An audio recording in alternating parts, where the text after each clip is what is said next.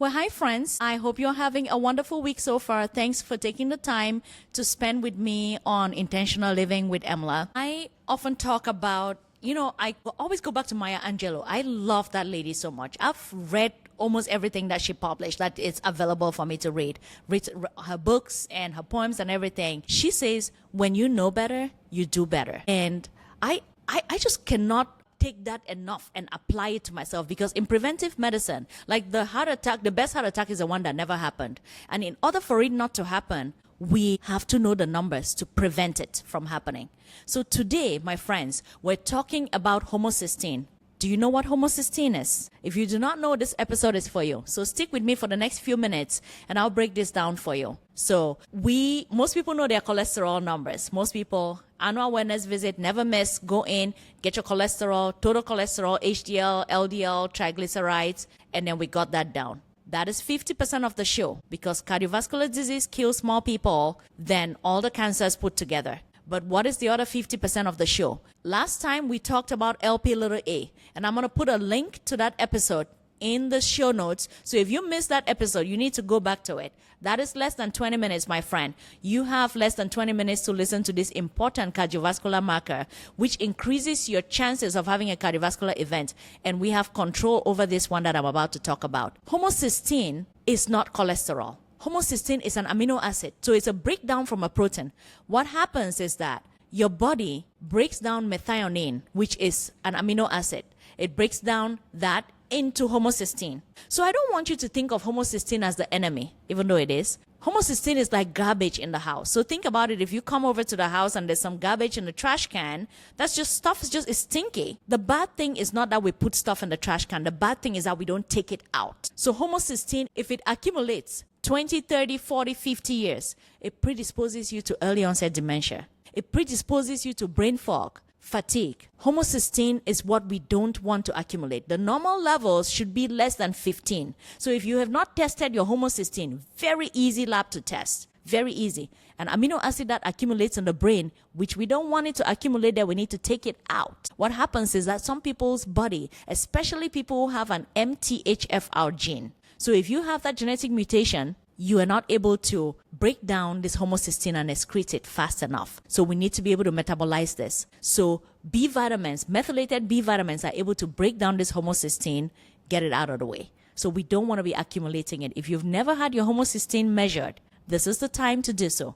Click the link in the show notes and let's measure this biomarker, which is a risk for cardiovascular disease. So when your homocysteine is high, it's telling me several things. It's telling me that your risk for cardiovascular disease, that's a heart attack or a stroke, has increased. Your risk for fatigue, brain fog, and low energy levels is also increased. Who wants any of this? I know I don't want any of that. So I measured my homocysteine levels, and I personally make sure that my homocysteine levels are always below 10. I know the standard guidelines recommends that homocysteine levels should be below 15, but you know me, I'm Emlah. I'm a little strict, and we'll just be on the stricter side. We'll be much more cautious, and we'll have those homocysteine levels just less than 10. That's not clinical guideline, that's Emlah guideline. Take it or leave it, that's fun, but that's just me. But below 15 is good enough. Reduce cardiovascular risk, reduce risk of cognitive decline, reduce risk of brain fog, because I feel like we've just been having a darn good time complaining about brain fog. Oh my gosh, I have brain fog. Oh my gosh, fatigue. Oh my gosh, low energy. Measure your homocysteine levels, friends.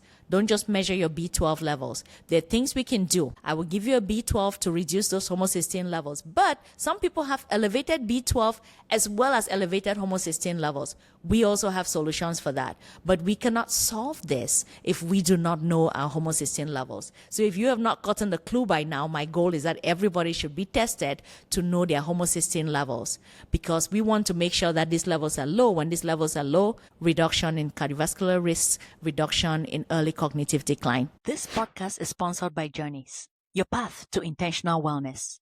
Are you feeling fatigue, brain fog, low energy levels, and suspicion of inflammation? Most health problems don't start overnight, and neither does wellness. With Journeys, you can take charge of your health before you have to. Every cell in your body is whispering to you. But when we ignore preventive medicine, we wait until those cells are screaming. Journeys helps you listen to the whispers.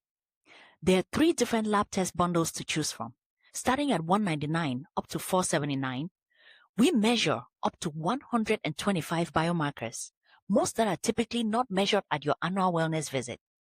Normal labs is not a diagnosis. We get the most complete view, including hormones, nutrient markers that support energy, balance, and healthy aging. Each journey includes a personalized recommendation, one-on-one care from your pharmacist, and follow-up support to turn results into lasting intentional change. It's more than data. It's guidance, accountability, and a partner in your wellness journey. Intentional living means paying attention, staying curious, and taking steps towards the health you deserve. Start your journeys today. Click the link in the show notes. Here comes my favorite segment on the podcast episode, Supplement School with Emlah. Remember, there's no test at the end of it. One of these days, I'm going to give an exam at the end of it. I'm going to figure out how to do that. But in the meantime, today we're going to talk about B vitamins. B vitamins are my go-to for every vegetarian and vegan. So if you're listening to this podcast episode and you have a friend or a family member who is a vegan or vegetarian, make sure they're taking a B vitamin. A B complex is the go-to. That is one non-negotiable. Once you decide to become a vegetarian or a vegan, you have bought yourself a B complex vitamin for life. We need to be able to take that because they're not getting it in their food. But then today I want to talk about it because we just talked about homocysteine. And the first thing that takes out the garbage, because I think about it like homocysteine is accumulating in the brain and it's that trash that's accumulating in the brain. Not necessarily bad, but when it's all there, it prevents function, it reduces energy levels, and increases our risk for cardiovascular disease. We need to take it out. Who takes out the trash is B12, B6. B vitamins convert that homocysteine and take it out. So we need B vitamins to be able to take out the homocysteine, to be able to reduce the levels of homocysteine. And the good thing about B vitamins is that they're water-soluble. So you can't really take too much. So we don't want you to have too much, but your body will use what it needs. You're going to pee out the rest. So, and I'm not a fan of taking just B12 by itself.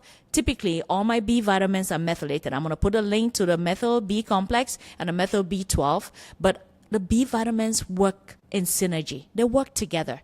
So in my mind, B12 is like the grandmother of all the B vitamins. Everybody tests B12. Everybody gets B12 shots. Everybody's talking about B12 is the most studied of the B vitamins. But they work in synergy.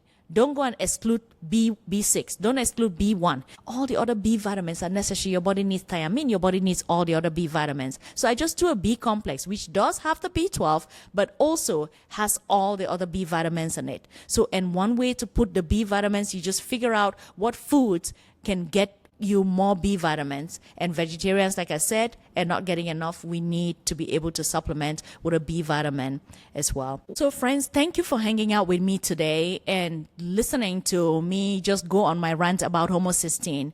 So do me a favor, knowledge doesn't bring about action. We have to actually take this action. So knowing about homocysteine and not measuring doesn't change anything. Let's click the link below, schedule a time to be able to take this test, measure it, so we can take the necessary action to stay healthy. Your body is whispering to you every single time. The question is, are you listening? So let's just listen to the whispers so the body doesn't have to scream before we listen. So screaming is when we're in a disease state. That's why we want to prioritize prevention, focusing on the pillars of intentional living, nutrition, movement, inner alignment, and positive social connection. So put those nutrient-dense foods on your plate. Put foods that are high in B12. If you're not doing that, take a supplement. So don't just supplement because there's a supplement out there. Supplement because you need to supplement. We test, we don't guess. Thank you very much for spending time with me. Please share this episode with any friends that you have, especially the vegan and the vegetarian ones, and continue to live each day with gratitude and intention.